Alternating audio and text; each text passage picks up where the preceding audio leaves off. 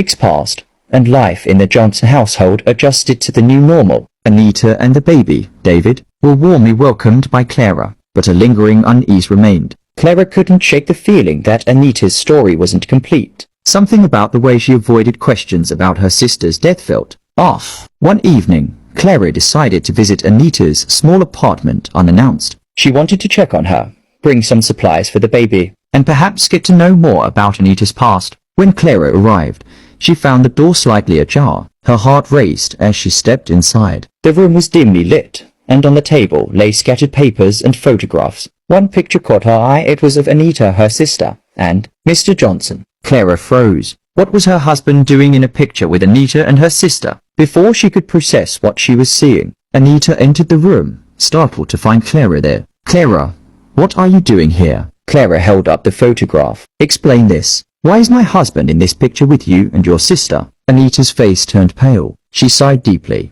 her shoulders slumping as if a heavy weight was being lifted. I didn't want to tell you, Anita began, her voice trembling. Your husband, he was in love with my sister before he met you. Clara's knees nearly gave way. What are you saying? They were engaged, Anita continued. But my sister died suddenly in a car accident before their wedding. After her death, I left town, and your husband moved on with his life. He met you, and I never thought I'd see him again. But when my sister's baby David was left in my care, I had no one else to turn to. Your husband was the only person I could trust. Clara's mind reeled. This wasn't just about Charity. Her husband had been hiding a painful chapter of his past, a love he had lost but never spoken about. That night, Clara confronted Mr. Johnson. He admitted everything. I loved her, he confessed. But when I lost her, I didn't think I could ever love again. Until I met you. I kept this from you because I didn't want to bring that pain into our life. But when Anita reached out, I couldn't turn her away. Clara's heart ached. She wasn't sure how to process the revelation. But as she looked at her husband, Anita,